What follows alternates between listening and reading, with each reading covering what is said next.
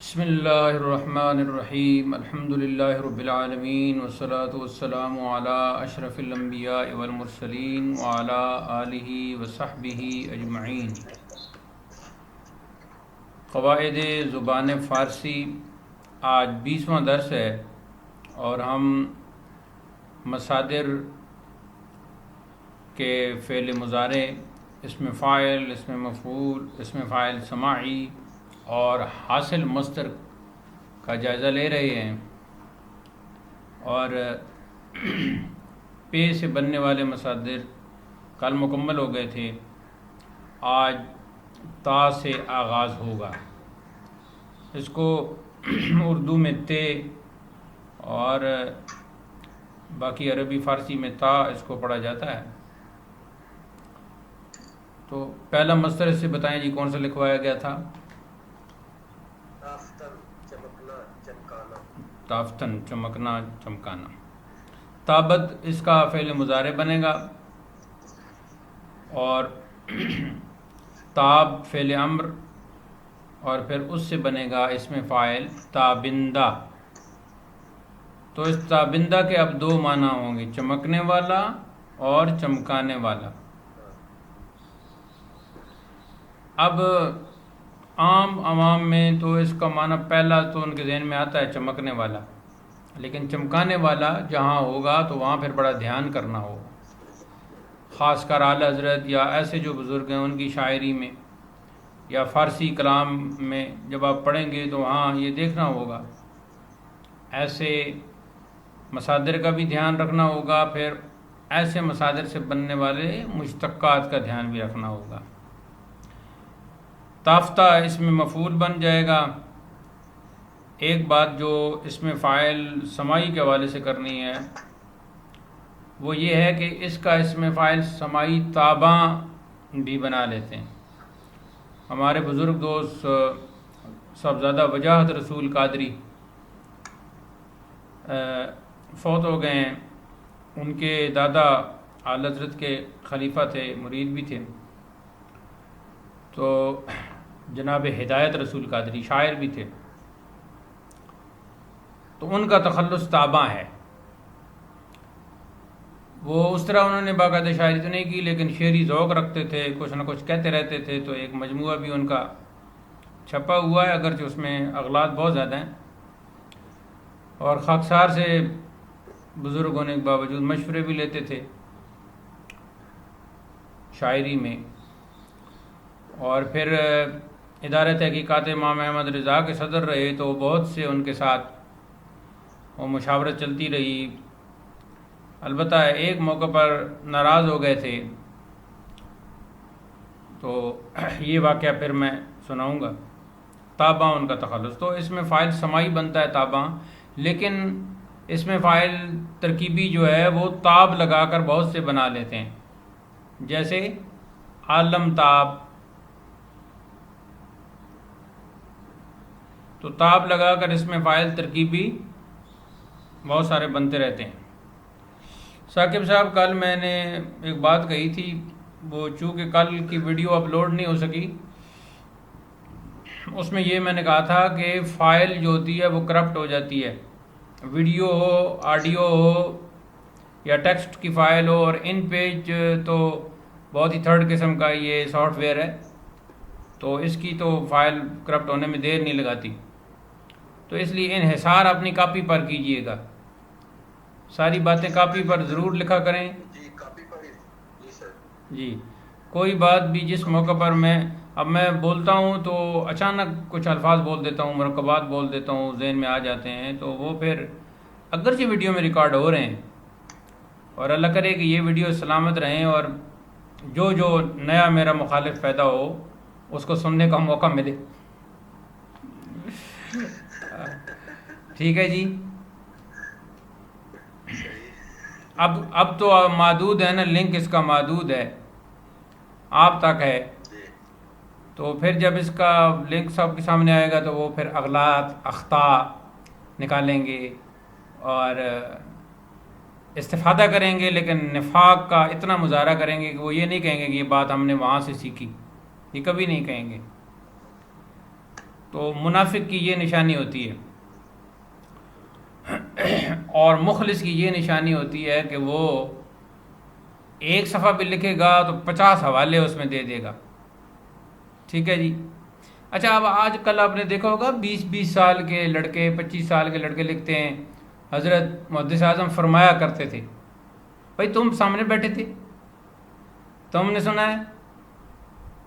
شرم آنی چاہیے نا.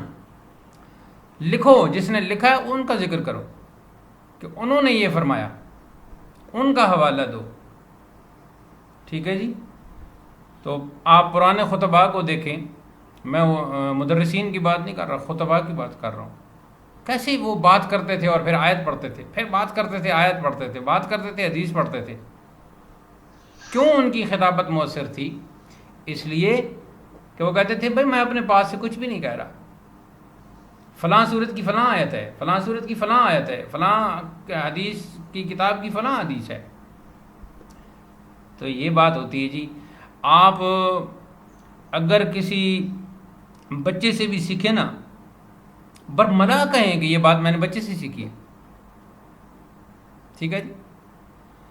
اور کسی ٹیڑھے منہ والے سے کچھ سیکھیں تو بالکل تسلیم کریں کہ یہ میں نے اس سے سیکھا ہے.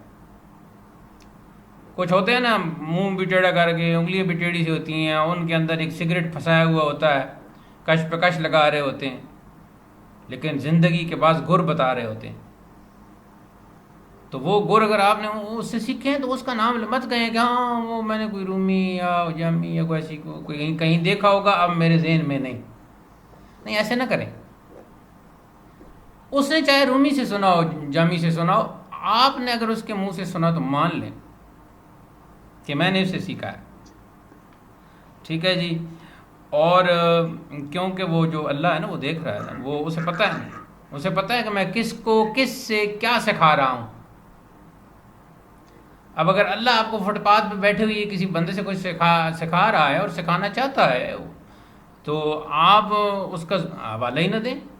صاف کہیں کہ کل مجھے فٹ پاتھ پہ بیٹھے ہوئے بندے نے یہ بات بتائی کہ بھائی زندگی میں ایسے نہیں، ایسے کرتے ہیں. تو یہ چیز ہوتی ہے جی.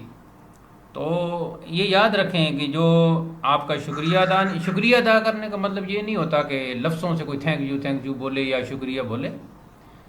اپنے حال سے کوئی آپ کا شکریہ ادا نہیں کرتا، یا آپ اپنے حال سے عمل سے کسی کا شکریہ ادا نہیں کرتے، تو یہ نفاق کی ایک علامت ہے. ٹھیک ہے جی. تو جب آپ صلی اللہ علیہ وسلم نے نفاق پر گفتگو فرمائی تو حضرت عمر فاروق جیسے شخص کو ڈر لگنا شروع ہو گیا، اور 1-2 بندوں کی ڈیوٹی لگائی کہ میرے ذرا اقوال اعمال کو دیکھو اور جائزہ لو، کہیں میرے اندر کوئی نفاق تو نہیں پیدا ہو رہا. حالانکہ وہاں کیا نفاق تھا جو مطلب ہے کہ سینہ تان کے جو شخص کہہ رہا تھا سب کے سامنے ہوگی اذان، کوئی اندر بند کمرے میں نہیں ہوگی. ادھر کوئی نفاق کا سوچا جا سکتا ہے جی؟ بالکل. تو اس لیے یہ کیوں وہ کسی نے کہا ہے نا کہ بلکہ خود ہی میں پچھلے دنوں ایک بات کر رہا تھا کہ اندر جگہ ہی نہیں مل رہی جمعے کے روز، اور جب باہر نکلے ہیں گیٹ سے وہی جھوٹ، وہی فراڈ، وہی فریب، وہی غیبت، وہی سب کچھ شروع ہو گیا، اور صرف گیٹ سے باہر نکلے.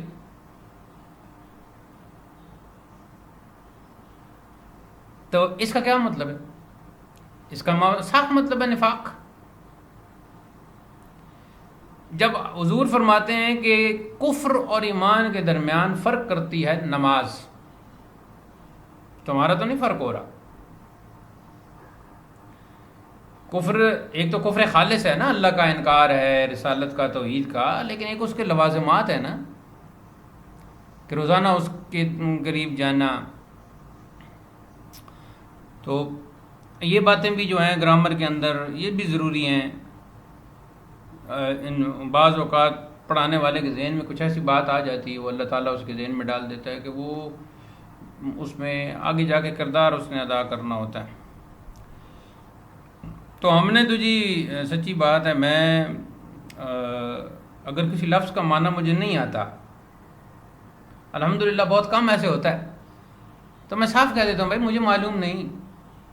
خاص کر بھانجا میرے پاس فارسی پڑھتا رہا تو وہ کوئی اس قسم کی باتیں کر رہا ہوتا ہے، اس کی عادت بھی میں نے ایسے بنا دی ہے. تو کبھی کبھی میں اسے کہہ دیتا ہوں کہ تم خود ڈکشنری دیکھ لینا. تو کہتا ہوں مجھے ڈکشنری دیکھنے کی ضرورت نہیں ہے، آپ چلتی پھرتے آپ میرے سامنے ہیں، یہ ہے وہ ہے. تو پھر میں کہتا ہوں نہیں پھر بھی تم دیکھ لینا. پھر ایک دن میں نے اسے کہا کہ تم اس نیت سے بھی دیکھ لیا کرو کہ چلو اگر اس لفظ کو اتنا نہ بھی دیکھا تو ساتھ ہی کوئی دوسرا لفظ لکھا ہوا نظر آ جائے گا. وہ ہو سکتا ہے میں نے پہلے سن رکھا ہو اور اس کا معنی مفہوم اس طرح مجھے نہ پتا ہو.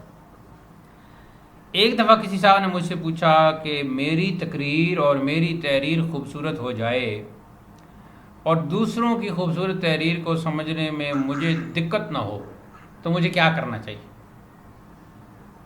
اچھا اب یہی سوال آپ کے ذہن میں بھی نقش سوال ابھر رہا ہوگا.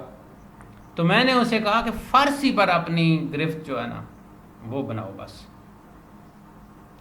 فارسی تمہیں بہت آگے لے جائے گی. ٹھیک ہے جی.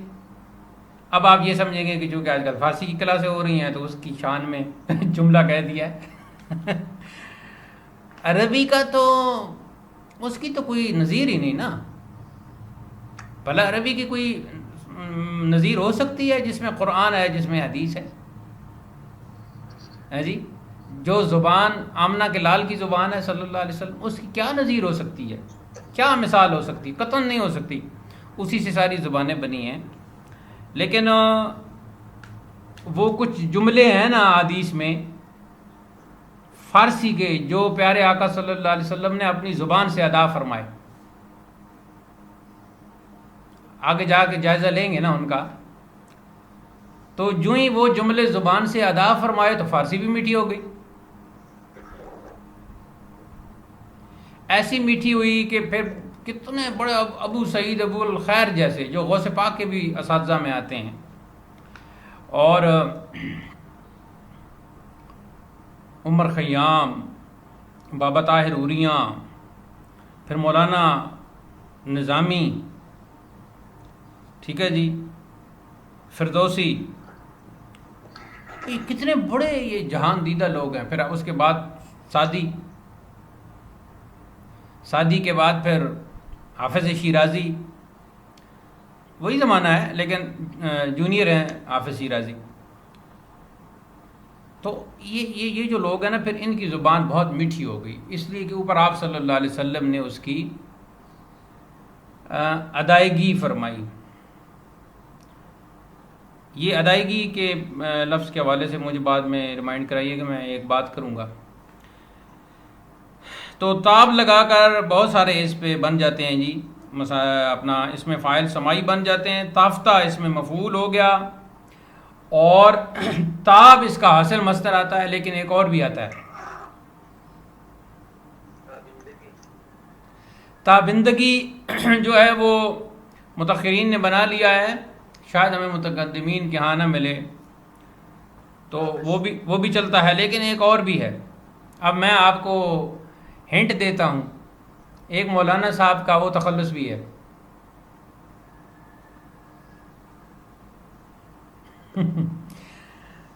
چلے اس کو ادھر چھوڑ کے اگلے مصدر کی طرف چلتے ہیں.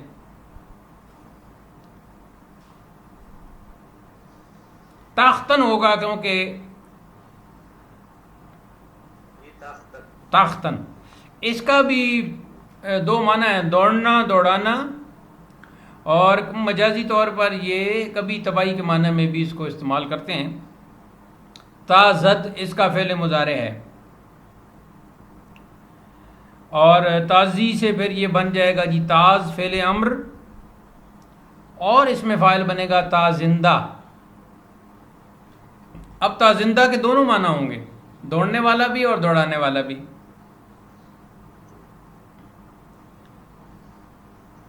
اچھا جس مصدر میں شروع میں دونوں معنی موجود ہیں، یعنی متعدی کا معنی موجود ہے، تو اس کو متعدی بنانے کی پھر اتنی ضرورت نہیں پڑتی.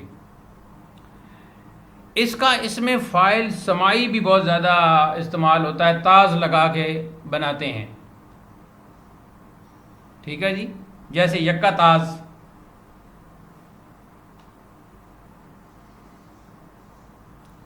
تاختہ اس میں مفعول ہو گیا، اور تازش اس کا حاصل مصدر ہے.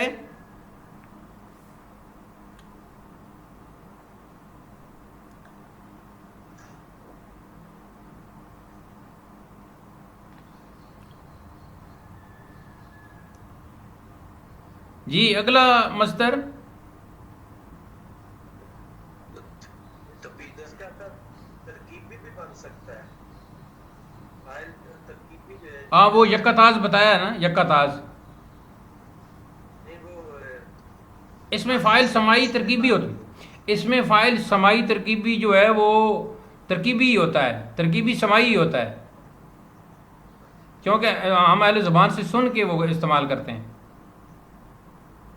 جی یعنی اس میں فاعل سماعی کو آپ دو حصوں میں تقسیم کر لیں، ایک وہ ہوتا ہے جو اکیلا ہوتا ہے، ایک ترکیبی، لیکن ہوتا سماعی ہے. ایک وہ سر اسب تازی ہوتا ہے، وہ کیا ہے؟ وہ تو مرکب ہو گیا نا، اسب لگا دیا آپ نے، اسب اسم لگا دیا نا ساتھ، وہ مرکب ہو گیا، وہ علم ناو میں آئے گا. ناو فارسی ابھی چل رہی ہے، صرف فارسی. تپیدن تپیدن تپد فعل مضارع بنے گا جی تپد، تو پھر تپی سے بنے گا تپ، اور تپندہ تڑپنے والا، اور اس سے اس میں فاعل سمائی آتا ہے تپان، تو اس کو نون غنہ کے طور پر پڑھتے ہیں تپاں. اب یہ دیکھیں نا، اس میں فاعل سمائی ہے اور ایک لفظ میں آیا ہے تپاں، نون غنہ بھی پڑھ سکتے ہیں تپاں. تپیدہ اس میں مفعول آ جائے گا، اور ظاہر ہے حاصل مصدر تو اس کا آپ کو پتہ ہوگا. تپش ہاں جی تپش، وہ زہر ہی پڑھا کریں تپش. بس زبر اسی صورت میں پڑھیں جب کسی نے قافیہ میں باندھا ہو کسی استاد نے، تو وہاں آپ تپش پڑھ لیں. تو ایسے تپشی وہ ہے، ایک سانگ بھی ہے، جب آپ اکیلے ہوں تو اس نیت سے کہ ذرا میرا ذہن فریش ہو جائے سن لیا کریں، وہ ہے دل کی تپش آج ہے آفتاب. تو ہاں وہ تپشی، وہ بھی تپشی گاتے ہیں. مجھے اس کا نام معلوم نہیں ہے جس نے گایا ہے، نیا ہی ہے وہ، اس کا یہی سانگ مشہور ہوا ہے، دل کی تپش ہے آفتاب.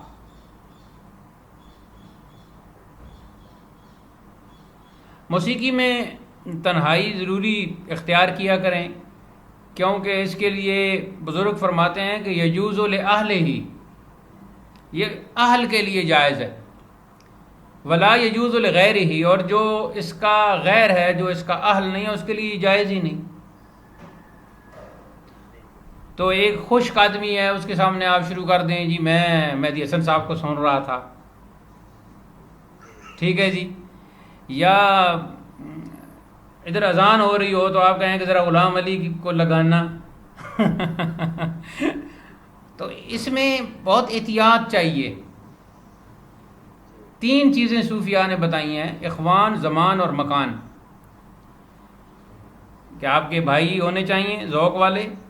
بھائی سے مراد اصحاب ذوق، ارباب ذوق، احباب ذوق. اور مکان سے مراد یہ ہے کہ جگہ کا انتخاب ٹھیک ہونا چاہیے. یہ نہیں کہ آپ کے گھر کے اندر محراب ہو اور آپ 7 ڈیگ رکھ دیں، یہ ٹھیک نہیں. اور زمان کے بارے میں یہ ہے کہ وقت مناسب ہونا چاہیے، نہ اذان کا وقت ہو، نہ نماز کا وقت ہو، نہ سورج کے زوال طلوع غروب کا وقت ہو.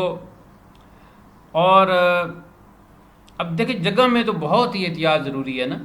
ہسپتال کے ساتھ آپ بیٹھے ہوں تو آپ محفل موسیقی گرم کر دیں، ٹھیک ہے جی، یا مدرسے کے ساتھ بیٹھے ہوں اور باہر آپ نے لکھا ہو یہاں ریپ سکھایا جاتا ہے اور پاپ میوزیکل اکیڈمی ہے، تو اس میں مکان کا انتخاب، جگہ کا انتخاب، مکان سے مراد جگہ. کچھ لوگ ایسے ہوتے ہیں وہ شہر سے نکل جاتے ہیں، دور نکل جاتے ہیں، اور ان کے پاس ٹیپ ریکارڈر ہوتا ہے پرانا، جو وہ چھوٹا سا تقریباً اتنا ہاتھ میں آ گیا. شروع میں میرے پاس تھا، میں نصرت صاحب کو بہت سنتا تھا. تو ایک لاہور کے تھے فتح علی خان، فوت ہو گئے. ان کے ایک بھائی کا نام غالباً نزاکت بھی تھا. تو وہ ان کے میں راگ سنتا تھا. اگر آپ کو یاد ہو مشہود صاحب، رات کو ریڈیو پاکستان پہ اسلام آباد پہ ایک پروگرام ہوتا تھا راگ کے حوالے سے، 10 بجے شروع ہوتا تھا. اس میں فتح علی صاحب بھی ہوتے تھے. فتح علی خان ان کا نام تھا، لاہور میں ان کی زندگی گزری ہے. نصرت فتح علی خان تو الگ ہے نا، وہ الگ ہے. ان کی کیسٹیں پھر مجھے سننے کے لیے لکو دک صحراؤں کی سیر کرنی ہے تاکہ میرا اللہ سنے اور میں سنوں. تو یہ بڑا ایک ہوتا ہے، لیکن اس کے لیے بہت ہی احتیاط. یعنی ایک جاہل کے سامنے اگر آپ وہ کہیں گے تو کہتے ہیں حافظ صاحب کی شروع کیتا ہے، حافظ صاحب کی شروع کیتا ہے، اس قسم کے وہ جملے وہ بولیں گے. ٹھیک ہے جی. اب ایک فوت ہو گئے ہیں، چشتی تھے وہ کہتے ہیں کہ میں فرائض میں تو کچھ نہ کچھ کر ہی لیتا ہوں، لیکن سنت اور نفل مجھ سے نصرت کی قوالی کے بغیر ادا ہی نہیں ہوتے. تو ہلکی آواز میں وہ کہتے ہیں میں لگا کے تو پھر میں سنتیں اور نوافل پڑھتا تھا، اور گریا کے لیے یہی میرا طریقہ تھا.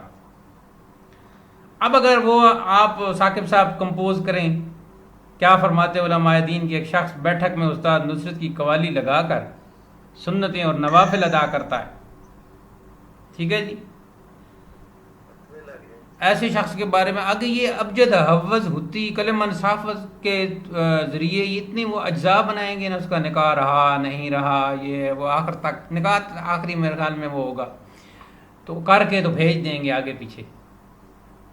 اور وہ جو جواب دینے والے بیٹھے ہوں گے 2 سالہ کورس کرنے والے، کوئی انہیں پتہ نہیں ہوگا کہ سوال کی ماہیت کیا ہے، استفتاء کی ماہیت کیا ہے، اس کا جواب کیسے دینا ہے، اصول افتاء کیا ہیں، یہ شخص کون ہے، اس کا فتویٰ انفرادی طور پر دینا ہے، اجتماعی طور پر دینا ہے. یہی حال ہوا تھا نا شیخ منصور کا بھی، وہ اجتماعی طور پر ان کا فتویٰ دے دیا، ان کا انفرادی حالت کا ہی نہیں اندازہ لگایا گیا. تو اس طرح پھر آپ جو ہے نا بچے، اب ایسا نہ ہو کہ آپ کہیں جی فارسی کی کلاس میں آپ نے چونکہ کہا تھا تو لہٰذا ہم تو اس پہ عمل کریں گے. تو اس لیے موسیقی کے حوالے سے وہ روح کی تسکین کے لیے، فریشمنٹ کے لیے اگر کوئی اچھی چیز، عام تو یہ جو آج کل کے سانگ ہیں نہ کوئی ان کے الفاظ ہیں، نہ ان کا کوئی معنی مفہوم ہے، نہ کوئی دھن ہوتی ہے. یعنی سانگ شروع ہوا ہے فروری میں، مارچ اپریل میں مشہور ہوا اور جون میں ختم ہی ہو گیا. یہ حالت ہے آج کل. لیکن کوئی اچھی موسیقی، اچھا راگ، اچھی دھن، اچھی قوالی، آپ نصرت فتح علی خان کے والد اور چچا کو سن رہے ہیں، حاجی محبوب کو سن رہے ہیں جو بابو جی کے تھے، اسی طریقے سے آپ ان کو پرانے آپ ان لوگوں کو سن رہے ہیں، اچھے قوالوں کو سن رہے ہیں، بخشی سلامت کو سن رہے ہیں، رشید فریدی کو سن رہے ہیں. اچھا فارسی میں آپ فارسی کلام سن رہے ہیں. وہ فارسی کلام تو خیر میں آپ کو بتاؤں گا نا کون کون سا سننا ہے، وہ تو اس میں کورس میں شامل ہے نا کہ یہ آپ نے سننا ہے. فرید ایاز کو آپ سن رہے ہیں کسی وقت، تو یہ جو ہے اس میں باوضو ہوں، ایک اچھی نیت ہو کہ پھر دل میں مسرت آئے. جتنی مسرت آتی ہے نا دل میں تو پھر انسان دوسروں کی ہیلپ کرتا ہے. موسیقی کیا ہے، صوفیاء نے کیوں شروع کی؟ تاکہ آپ کا دل جو ہے وہ اس میں سوز آئے، وہ جلے، وہ نرم ہو اور دوسروں کی خدمت کے لیے گرم ہو، گھر میں خدمت ہو جائیں آپ. یہ اصل چیز ہے. جی آگے. تراشیدن، ہاں وہ تپش سے بات چلی تھی، دل کی تپش آج ہے آفتاب، اس سے بات چلی تھی. اس کے بعد آتا ہے جی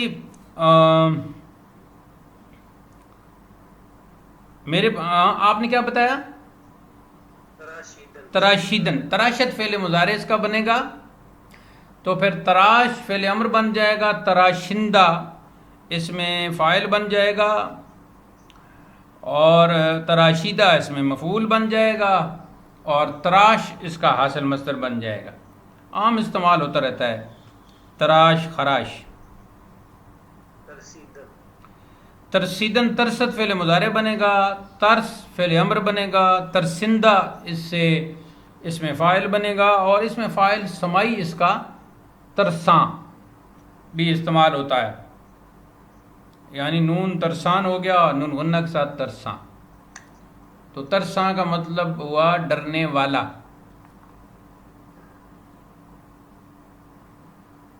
ترسیدہ اس میں مفعول ہو گیا، اور یہ ترس اس کا جو ہے حاصل مصدر ہو گیا. کہتے ہیں نا خدا ترس، اس میں فاعل سمائی بھی بنا لیتے ہیں اس سے ترکیبی. تو اس کا مطلب ہوگا خدا سے ڈرنے والا. ٹھیک ہے جی. اگلا مصدر تفشیدن اور تفتن گرم ہونا. ہاں یہ تفسیدن ہے سین کے ساتھ. یہ جو سین ہے نا سمائی میں جو سین ہے نا اس کے ساتھ ہے تفسیدن. پہلے تو لوگ قاف اور کاف کا بتاتے تھے، اب ہر حرف کا بتانا پڑے گا. لام لاہور والا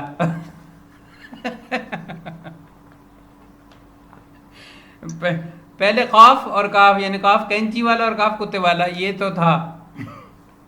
کچھ لوگوں نے کتے سے نفرت کی اور کاف کتاب والا کہنا شروع کر دیا، لیکن پرانا وہی ہے کاف کتے والا اور کاف کینچی والا. ٹھیک ہے جی.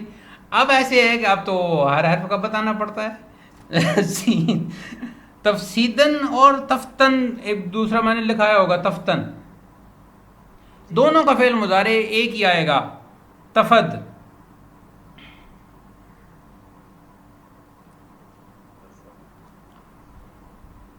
لیکن اس میں فرق یہ کرتے ہیں کہ اہل زبان جب اس کا فعل امر بناتے ہیں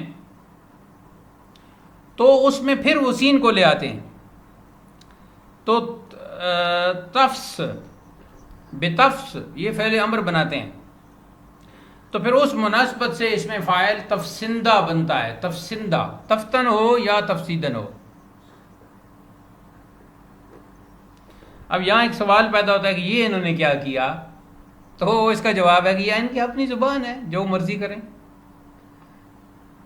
ہم نے چونکہ سنا تو ہم نے کتاب میں لکھ دیا اور اس طرح پڑھ رہے ہیں.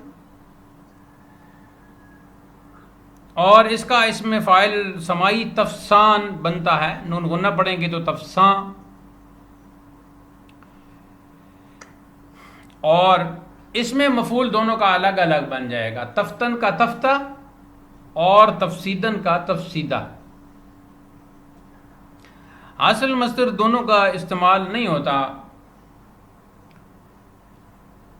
کہیں کوئی شاعری میں آئے تو تفسید ہو جائے گا اس طرح. تفتہ جو ہے اس میں مفعول یہ تخلص بھی ہے ایک مشہور شاعر کا، غالب کا شاگرد تھا منشی ہرگوپال تفتہ. اگلا مصدر کیا ہے جی؟ توانستن ہے.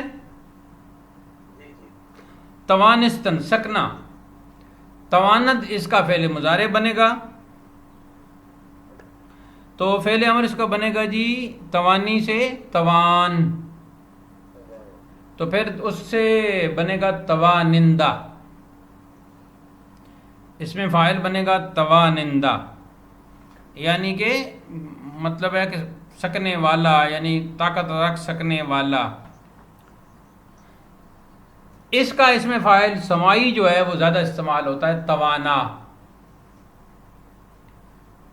کبھی قافیہ میں الف کو پورا پڑھتے ہیں معروف کر کے، تو کبھی اس کا امالہ کثرت سے اس کا امالہ ہوتا ہے، اور کبھی کبھار اس کو معروف کر کے پڑھتے ہیں قافیہ میں. ویسے اس کا امالہ ہوتا ہے توانا، یعنی الف کی آدھی آواز آتی ہے توانا، یعنی یوں سمجھ لیں کہ نون کے اوپر زبر ہے.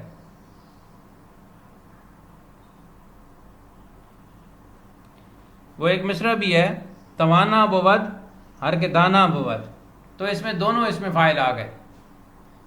یہ لکھ لیں آپ توانا بود ہر کے دانا بود. جو بھی دانا ہو وہ توانا ہوتا ہے. دیکھیں نا اب یہ اس سے کیا پتہ چلا کہ اصل توانائی آپ کا علم ہے. آپ کا بھاری بھرکم جسم جو ہے وہ طاقت ہے، توانائی ہے، لیکن وہ محض جسمانی ہے، اصل توانائی وہی ہے جو آپ کی دماغی ہے۔ اگلا مصدر جی تنیدن ہے، ہاں جی، تنیدن، تننا، تنیدن، اس سے فعل مضارع بنے گا تند۔ تو پھر یہ تن فعل تنی ہوگا نا، تو تن اس فعل امر بنے گا، تو پھر تنندہ۔ اب تنندہ کا معنی ہوگا تننے والا۔ تننا جو ہے نا وہ مجازی طور پر غصے میں آنے والے کو بھی کہتے ہیں،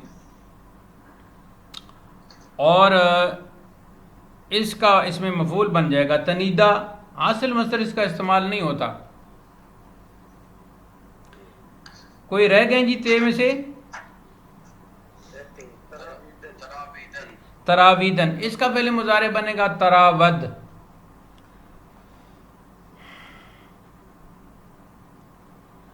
تو پھر تراوی اور پھر تراوندہ، اس میں فاعل بن جائے گا جی تراوندہ، اور اس میں مفعول تو ظاہر ہے تراویدہ، اور حاصل مصدر اس کا بنے گا تراوش۔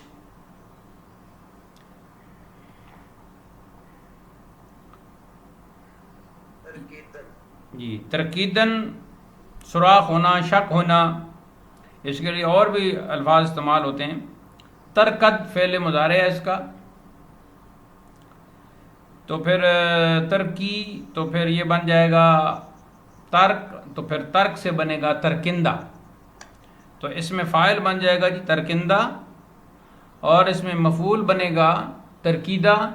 حاصل مصدر بھی اس کا بھی استعمال نہیں ہوتا۔ تازیدن، کیا بولے جی؟ تازیدن، حملہ کرنا، حملہ کرنا، دوڑ، دوڑنا بھی اس میں ہے۔ تازد جی، فعل مضارع اس کا بنے گا تازد، اور پھر تازی سے بنے گا تاز فعل امر۔ تازندہ، اس میں فاعل بن جائے گا، اور تازیدہ اس میں مفعول بن جائے گا۔ تو اس کا آپ اصل مسئلہ تاز بنا سکتے ہیں، تاز۔ یہ اس کے لیے بھی استعمال ہوتا ہے نا، جو بہت ہی تیز دوڑنے والا گھوڑا ہے نا، اس کو بھی تازی کہتے ہیں، تازی۔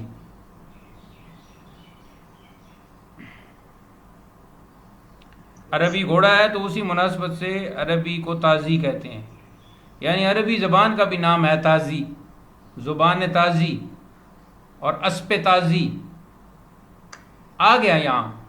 اسپ تازی کا مطلب عربی گھوڑا، تیز دوڑنے والا گھوڑا، حملہ آور گھوڑا۔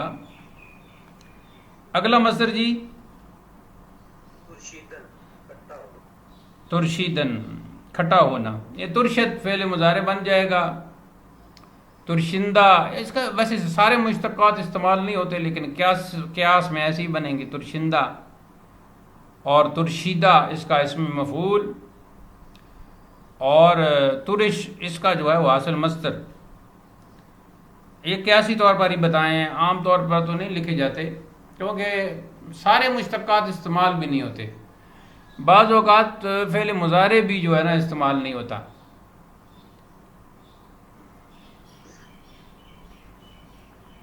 تاکہ میرے خیال میں ختم ہو گئے ہوں گے جی۔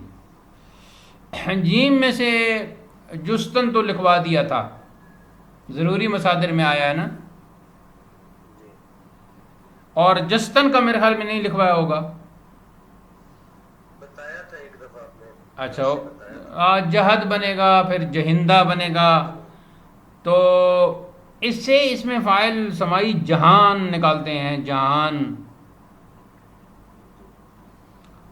تو نون غنہ میں جہاں بن جائے گا، اور اس میں مفعول بنے گا جستا، اور اس کو مجازی معنی میں بھی استعمال کرتے ہیں۔ آپ نے 20 سبق ہیں فارسی کے، تو آپ نے سبق نمبر 3 دیکھا تھوڑا سا، پھر تھوڑا سا سبق نمبر 5 دیکھ لیا، پھر تھوڑا سا سبق نمبر 7 دیکھ لیا، تو اسے کہتے ہیں جستا جستا یاد کرنا دیکھنا.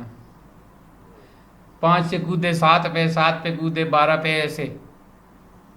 تو کچھ لوگ آپ کو ملیں گے کہ آپ نے اس کتاب کا مطالعہ فرمایا ہے، تو جواب میں کہیں گے جی میں نے اس کا جستا جستا مطالعہ کیا.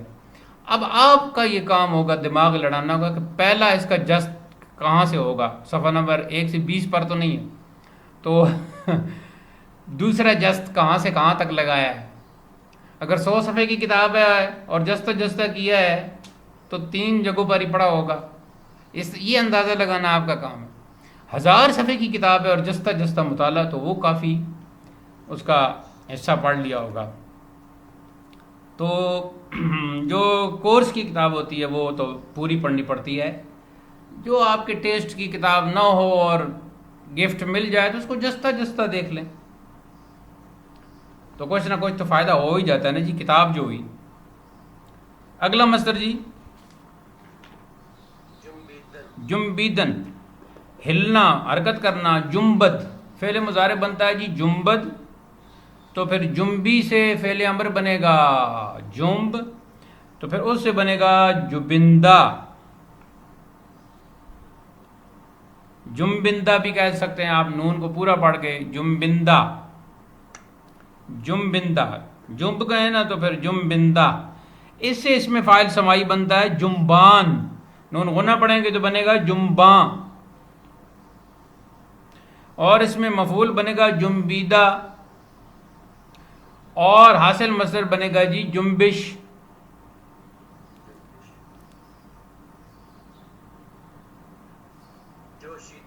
جوشیدن ابلنا. جوشد فعل مضارع بنے گا جی جوشد، تو جوشی سے بن جائے گا جوش، جوش سے بن جائے گا جوشندہ. اس میں فاعل قیاسی جوشندہ، اور اس میں فاعل سمائی اس کا آتا ہے جوشان، تو نون غنہ پڑھیں گے تو جوشاں. اور اس میں مفعول تو ظاہر ہے جوشیدہ. اس کا حاصل مصدر جوشش بناتے ہیں اور جوش بھی چلتا ہے، دونوں لکھیں. جوشش وہ تو کوشش کی طرح جوشش ہے نا، لیکن جوش بھی چلتا ہے. جیسے کہ ہم کہتے ہیں کہ آج ہمارے حضرت جمعہ کے خطبہ میں بہت ہی جوش میں تھے.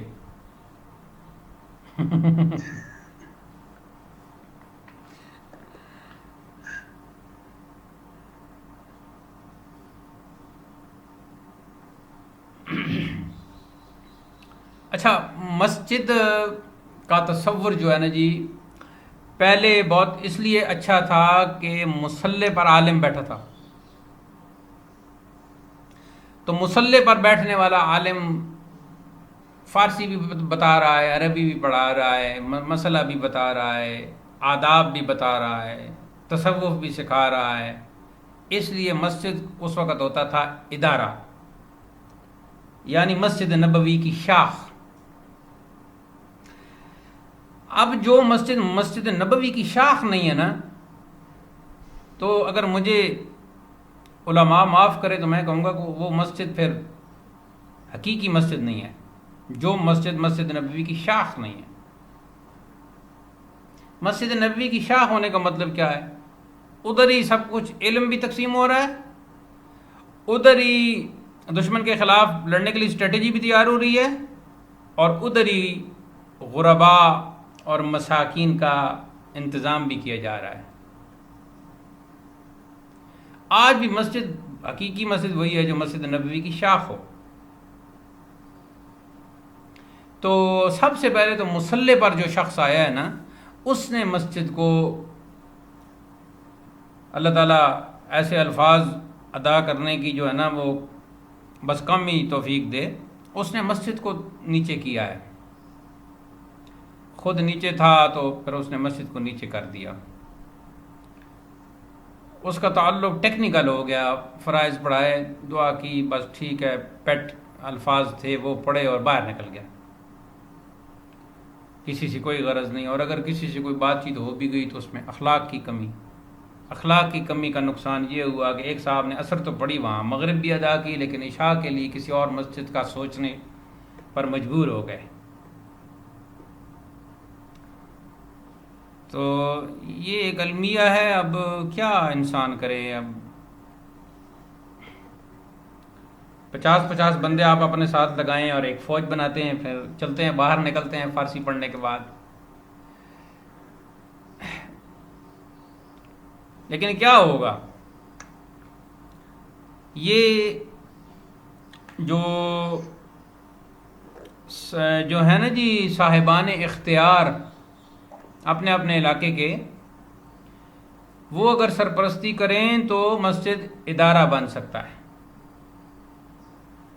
مسجد کے ایک برآمدے میں جرسی اور جرابیں کھڑی ہوں کہ بھائی صبح کی نماز میں یا عشاء کی نماز میں اندھیرے میں جس کو جو چاہیے لے جائے. پرانا ایسے تھا، چادر تک رکھتے تھے اور رضائیاں بھی رکھتے تھے. تو عشاء کے بعد لوگ لے جاتے تھے جس کی بھی ضرورت ہوتی تھی. ہیں جی، ڈیوا بجاؤ، موکالیاں سواؤ، شہزادہ آ کے لیٹ جاوے. وہ پھر جب ڈیوا وہ بجا دیتے تھے تو وہ اپنی ضرورت کے لے جاتے تھے، پتہ ہی نہیں چلتا تھا کہ کون لے گیا ہے. لیکن جو دے کے جاتے تھے وہ کہتے الحمدللہ میری رضائی قبول ہو گئی، میرا کمبل قبول ہو گیا، میری جرسی قبول ہو گئی. تو غیر مسلم اگر اس طرح کر سکتے ہیں، چوک پہ چیزیں کھڑی کر کے رکھ جاتے ہیں یا چرچ میں رکھ جاتے ہیں، لوگ لے جاتے ہیں، تو مسلموں کو تو سکھایا گیا ہے. بس تعلیم جو ہے نا جی، جی تربیت نہیں رہی سر. بالکل. یعنی یہ جو خالی تعلیم ہے نا، اس کا کوئی فائدہ نہیں. یہ ٹیکنیکل تو ہے، آپ نے امتحان پاس کر لیا، آپ کو زبان آتی ہے جی، آپ ماہر زبان فارسی ہو، بھئی آپ معاشرے میں کچھ نہیں کر رہے. کتنے مصادر آپ نے پڑھے تھے جن کے معانی بھی آپ نے پڑھے تھے، لیکن سبق کے طور پر پڑھے تھے آپ نے، ہیں جی. جستن تلاش کرنا سبق کے طور پر تو پڑھ لیا تھا، لیکن کسی کے غم کا علاج تلاش کرنا وہ بھی جستن ہے جی. کسی کو خوش کرنے کے طریقے تلاش کرنا یہ بھی جستن ہے. اس میں کوئی اور بھی ہے، جیم میں کوئی اور بھی ہے. جنگیدن، جنگ کرنا، اس کا فعل مضارع جنگد بنے گا، جنگی بنے گا، پھر اس سے جنگ بنے گا، پھر جنگندہ بنے گا، جنگندہ. اور جنگیدہ اس میں مفعول بن جائے گا، اور جنگ اس کا حاصل مصدر بن جائے گا. جو شاندن وہی جو ہم نے جوشیدن پڑھا اس کے ساتھ ہی بالکل ہے. جو شاند فعل مضارع بن جائے گا، جو شاند. تو پھر جو شانی سے جو شا، اور پھر جو شاندہ، جو شان، پھر جو شاندہ. جو شاندہ تو اس میں مفعول بنے گا نا، جو شاندن ہے، جو شانندہ. یعنی جو شانی سے بنے گا جو شان، تو نون ساکن اور دا لگائیں گے تو بن جائے گا جو شانندہ، جو شانندہ. اور جو شان اس کا اس میں فاعل سمائی، نون غنہ پڑھیں گے تو جو شان. تو جو شاندہ اس میں مفعول بن جائے گا، عام استعمال ہوتا ہے، وہ پڑیا بھی ملتی ہے جو شاندہ. اور بس یہ اس کا ہے. آگے جی، جو عیدن تلاش کرنا، یہ اسی جستن کا ہے. اس کا فعل مضارع بھی وہی بنے گا، جوید. باقی سب کچھ وہی ہے، البتہ اس میں مفعول جویدہ بنے گا، جویدہ.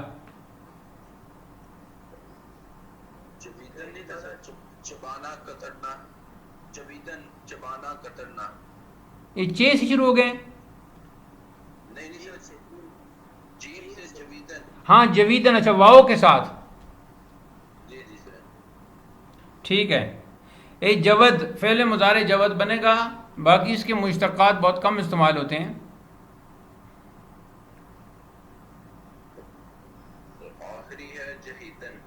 جہیدن اس کا ہے اپنا جستن کا مترادف، مضارع، ہاں جی اس کا مترادف، وہی بنیں گے، البتہ اس میں مفعول جہیدہ بن جائے گا،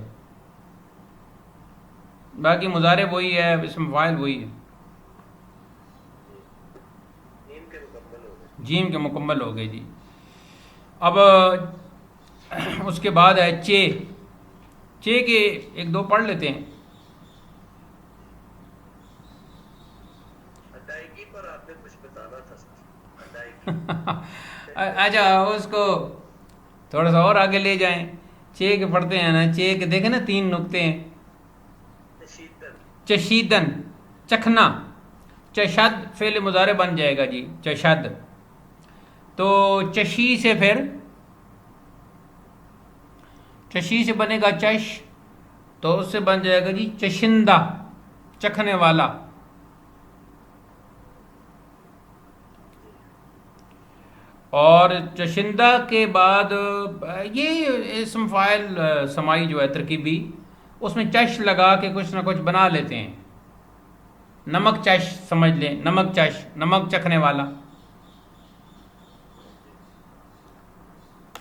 تو ہمارے ام گرامی حضرت ابو الفیض رحمۃ اللہ علیہ کھانا کھانے سے پہلے بھی چکھتے تھے نمک، اور کھانا کھانے کے بعد بھی تھوڑا سا، بس تھوڑا سا. تو ابتدا بھی نمک سے کرتے تھے اور انتہا بھی نمک پہ، لیکن بہت ساکھے سا، بہت تھوڑا سا، بہت ہی تھوڑا سا. کیونکہ یہ پھر نمک اور چینی جو ہے نا، یہ بہت ایک مصیبت ہے باڈی کے لیے. اگر آپ کی باڈی کو مینٹین رکھنا چاہتے ہیں تو یہ دونوں بہت ہی کم. مجھے شروع میں دقت ہوتی تھی، لیکن میں اب تو بالکل نمک کے بغیر کھا لیتا ہوں سالن، کوئی مسئلہ نہیں.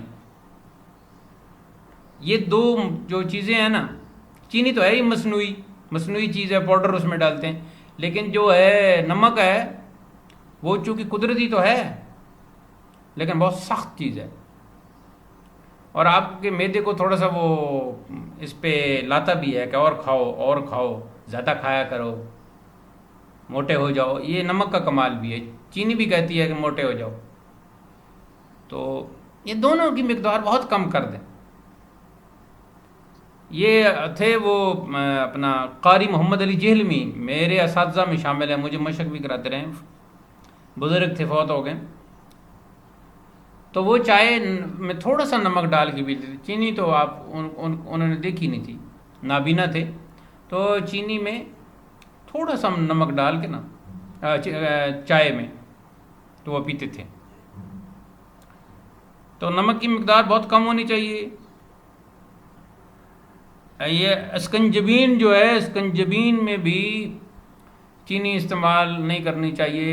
حکیم محمود الحسن شفا جو مرحوم ہمارے استاد تھے، وہ فرماتے تھے کہ اسکنجبین وہی ہے جس میں آپ تھوڑا سا نمک ڈالیں، چینی نہیں. اور کہتے تھے کہ اگر آپ یہ چاہتے ہیں کہ میں 15 منٹ سو جایا کروں، 1 بجے سوؤں اور 1:15 میری آنکھ کھل جائے، 15 منٹ کی مجھے نیند آنی چاہیے تو دن کو، تو وہ کہتے ہیں اسکنجبین کا استعمال کرو، نمک والی.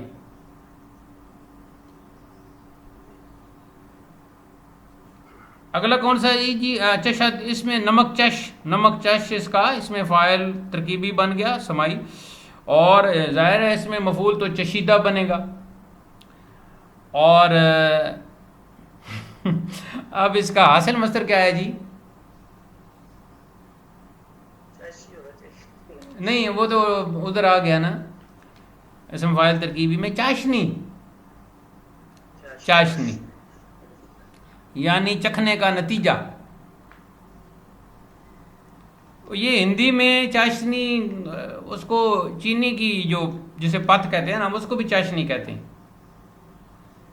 حلوہ بنانے سے پہلے چاشنی بنائیں، 1 تار والی چاشنی، 2 تار والی چاشنی، 3 تار والی چاشنی.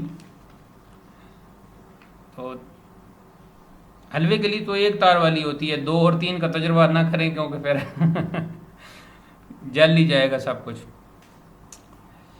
چکیدن، جی چکیدن ٹپکنا، چکد فعل مضارع بن جائے گا، اور بچک فعل امر بنے گا، تو پھر چکندہ، چکندہ اس میں فاعل بن جائے گا، ٹپکنے والا. اور اس میں فائل سمائی جو ہے وہ اس طرح چکاں لگا کے بنا لیتے ہیں. خون چکان تو حمزہ پڑھیں نون غنہ پڑھیں گے تو خون چکاں. تو خون چکاں کا کیا معنی ہوگا جی؟ خون ٹپکانے والا. یہ داستان خون چکاں ہے، یعنی یہ وہ داستان ہے جو خون ٹپکانے والی ہے. اور اس میں مفعول تو ظاہر ہے چکیدہ بنے گا. اللہ اکبر. یہ مجازی معنی میں، بلاغی معنی میں آپ یوں سمجھ لیں کہ آپ کسی استاد کی باتیں سن رہے ہیں اور ان میں سے کچھ باتوں کا آپ نے انتخاب کیا ہے، ٹھیک ہے جی، تو آپ اس کا نام بھی رکھ سکتے ہیں چکیدہ، کہ وہ جو ٹپکا ہے، دروس میں سے جو ٹپکا ہے.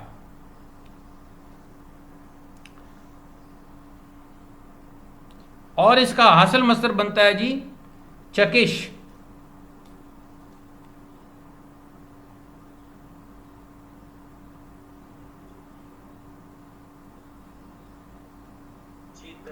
چیدن چننا، ٹھیک ہے جی.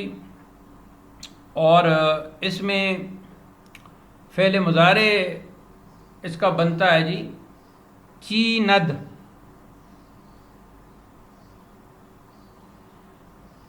اور چیند سے پھر چینی، یہ واحد صیغہ مخاطب بنے گا چینی.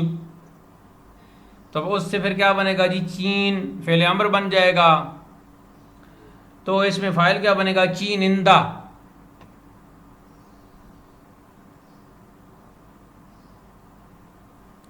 اچھا، اس کے لیے چنیدن بھی استعمال ہوتا ہے، اس کا مترادف ہے، تو وہاں پھر چنندہ بن جائے گا، ٹھیک ہے جی.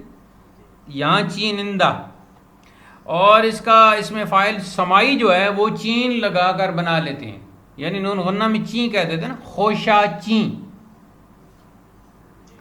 خوشہ کہتے ہیں اس سٹے کو، گندم کے سٹے کو جو گر جاتا ہے زیادہ پکنے کی وجہ سے. تو اگر زیادہ دھوپ لگ جائے تو خوشے گر جاتے ہیں، تو پھر ایک جماعت تیار کی جاتی ہے جو خوشے چنتی ہے، ٹھیک ہے جی. ایک تو ہے نا وہ گندم کاٹنے والے، ایک ہوتے ہیں جو خوشے چننے پہ لگا دی جاتے ہیں، انہیں کہا جاتا ہے خوشہ چین. اور ادھر جو مجازی معنی جو ہے، استعاراتی جو معنی ہے، جو بلاغی معنی ہے، وہ یہ ہے کہ جو کسی کی تقریر سن رہا ہے تو اس میں سے کچھ نہ کچھ باتیں، کسی کی تحریر پڑھ رہا ہے تو اس میں کچھ نہ کچھ باتیں چنتا ہے، تو اسے بھی کہتے ہیں خوشہ چین. پورا نون پڑھیں خوشہ چین تب بھی درست ہے. اور ہمارا ہندی سٹائل ہے نون غنہ بنا لینا، تو خوشہ چین ہو گیا. اور اس میں مفعول تو ظاہر ہے بنے گا چیدہ. تو اس کا حاصل مصدر عموماً تو نہیں لکھا جاتا کتابوں میں، لیکن چید بھی بن سکتا ہے، چید فعل ماضی.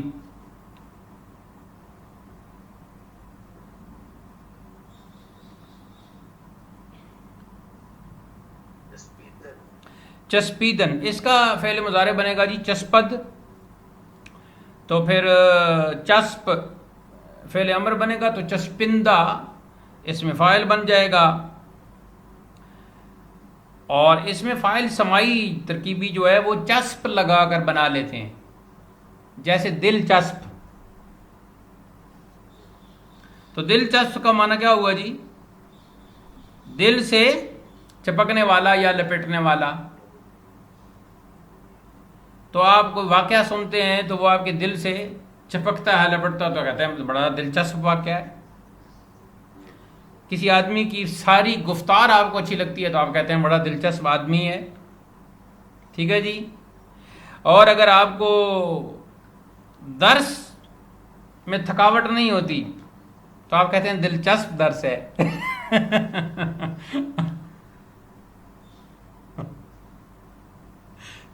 ساکر صاحب کہہ رہے ہیں کہ تھکاوٹ نہیں ہوتی کا کیا معنی ہے؟ بھائی فارسی پڑھ رہے ہیں ہم، اردو نہیں پڑھ رہے.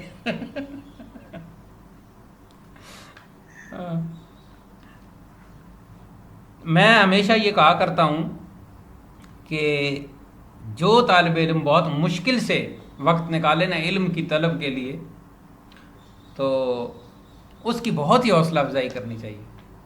تو مشہود صاحب آپ کبھی کبھی وہ وائس میسج کیا کریں ثاقب صاحب کو کہ ویسے کرتا رہتا ہوں. جی جی نہیں نہیں انہیں کہا کریں کہ آپ جس طرح آپ کا شیڈول ہے نا ٹائٹ، اسی طرح میرا بھی ہے، لیکن آپ پھر بھی وقت نکالتے ہیں اور یہ آپ کی دلچسپی، اور اس میں کوئی شک بھی نہیں، یعنی ان کے اندر وہ جذبہ موجود ہے کچھ کرنے کا، آگے بڑھنے کا، تو یہ جذبہ جوان رہے اللہ کرے اور یہ توانا ہو جائے. انشاءاللہ. تو ہماری دعائیں آپ کے ساتھ ہیں جی. ہم تو خیر دوائیں بھی اب بتانا شروع کر دی ہیں ہم نے یہ کھائیں تو یہ نہ کھائیں، یہ کھائیں تو یہ نہ کھائیں، یہ کریں تو یہ نہ کریں، اور باقی گر بھی آپ کو بتا رہے ہیں کہ کبھی تنہائی میں چلے جائیں، یہ سنیں وہ نہ سنیں، جگہ کا انتخاب ٹھیک ہونا چاہیے. اپنے چھت پر جو ہے نا، وہ چھت پہ ہماری عادت ہوتی ہے ایک کونے میں ڈبے، ایک کونے میں کاٹن، ایک کونے میں کچھ اور چیز. چھت جو ہے نا اس کو صاف ہی رکھنا چاہیے تاکہ جب آپ چھت پہ جائیں تو وہاں ٹہلیں. خرامیدن جب وہاں ہو تو اچھی جگہ ہو. کبھی کوئی ادھر یہ چمبیلی کا کوئی گملہ رکھ دیا، گلاب کا کوئی گملہ رکھ دیا تاکہ فضا معطر رہے. عطرپاشی بھی کرنی ہے نا ہم نے، تو اسم فاعل ترکیبی بھی چلے تاکہ ساتھ تو اس طرح پھر اچھا لگتا ہے. اب کوئی رہ گیا تو ٹھیک، نہیں تو پھر درس ختم ہوتا ہے. چسپیدہ اس کا پھر ہوگا. چمیدن چسپیدہ اس کا ہوگا، پھر اسم مفعول ہو جائے گا. جی چسپیدہ ہو جائے گا، اور چسپیدگی حاصل مصدر ہو جائے گا. چسپیدگی حاصل مصدر ہے. ہاں وہ دلچسپ سے بات پھر ادھر نکل گئی. چلیں جی پھر کوئی رہتا ہے تو کال ہی کریں گے. آج کا درس اختتام پذیر ہوا. وآخر دعوانا ان الحمد للہ رب العالمین، والسلام علیکم ورحمۃ اللہ.